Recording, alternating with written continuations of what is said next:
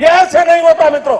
मैं शासन में बैठा हूं, मुझे मालूम है इस प्रकार से रुपया इतनी तेजी से गिर नहीं सकता। अरे ये नेपाल का रुपया नहीं गिरता है, बांग्लादेश की करेंसी नहीं गिरती है, पाकिस्तान की करेंसी नहीं गिरती, श्रीलंका की करेंसी नहीं गिरती। क्या कारण है हिंदुस्तान का रुपया पतला होता जा रहा है? ये जवाब देना पड़ेगा आपको। ये बयान उस समय का है जब हमारे मौजूदा प्रधानमंत्री नरेंद्र मोदी गुजरात के मुख्यमंत्री थे और उस समय यूपीए सरकार के प्रधानमंत्री मनमोहन सिंह को इस मुद्दे पर घेरते थे।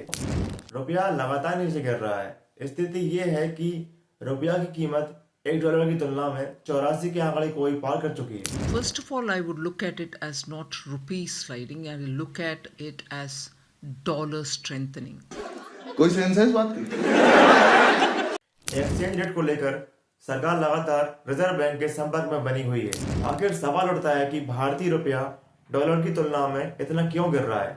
आइए समझते हैं। दुनिया में अलग अलग देशों की अपनी अपनी मुद्राएं हैं। जैसे अमेरिका की मुद्रा है डॉलर, उसी प्रकार भारत की मुद्रा है रुपया। दुनिया भर की अर्थव्यवस्थाएं अपनी जरूरतों के लिए आयात निर्यात पर निर्भर रहती हैं। अगर हमको कोई वस्तु या सेवा अमेरिका से भारत मंगानी है तो उसके लिए हमको अमेरिकी करेंसी डॉलर में भुगतान करना पड़ेगा, जिसके लिए हमको रुपए को डॉलर में बदलवाना होगा।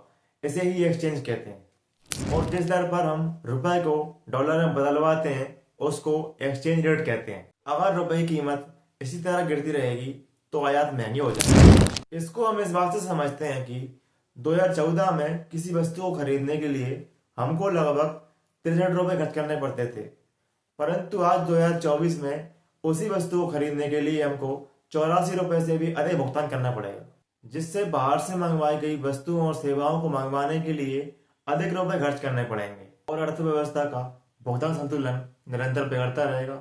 इससे महंगाई बढ़ेगी और इसका भार आम आदमी की जेब पर पड़ेगा। किसी भी मुद्रा की कीमत उसकी मांग पर निर्भर रहती है।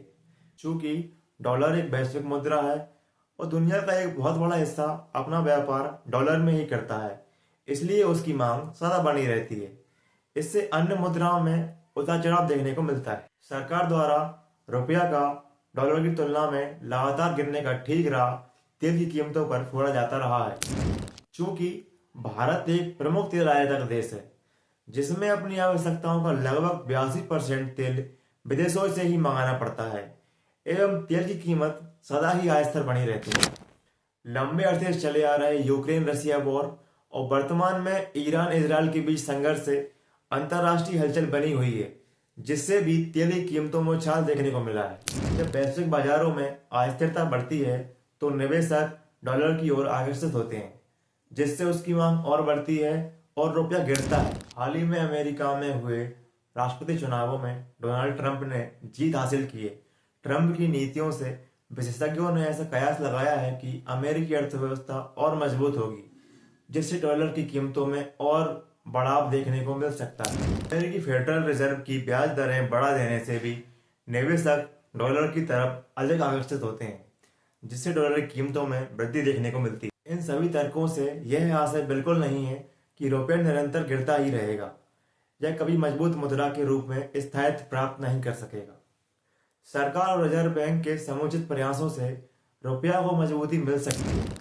सरकार छोटे और मध्यम उद्योगों को प्रोत्साहित करने के लिए मेक इन इंडिया, प्रधानमंत्री मुद्रा योजना, स्टैंड अप इंडिया जैसी योजनाओं पर बल दे सकती है, जिससे अर्थव्यवस्था में रोजगार सृजन होगा और आयात पर निर्भरता को कम किया जा सकेगा, जिससे निर्यात को प्रेरणा मिलेगी और रुपया मजबूत होगा। एवं सरकार सीएनजी और इलेक्ट्रिक वाहनों को प्रोत्साहन कर तेल की आवश्यकताओं को सीमित कर सकती है। भारतीय रिजर्व बैंक अपनी ब्याज दरों को बढ़ाकर मुद्रास्फीति को नियंत्रित और विदेशी निवेशकों को आकर्षित कर सकती है। भारतीय रिजर्व बैंक आरबीआई विदेशी मुद्रा का संचित भंडार रखता है। आरबीआई इस संचित भंडार का उपयोग करके विदेशी बाजार में डॉलर की सप्लाई बढ़ा सकता है। इससे रुपया पर डिमांड सप्लाई का दबाव कम होगा और रुपया की वैल्यू बढ़ने लगेगी। एवं सरकार भी अपनी नीतियों से विदेशी निवेशकों को आकर्षित करके रुपये की मांग को बढ़ा सकती है। इससे रुपया को मजबूती मिलेगी और अर्थव्यवस्था तीव्र विकास की पटरी पर चलने लगेगी।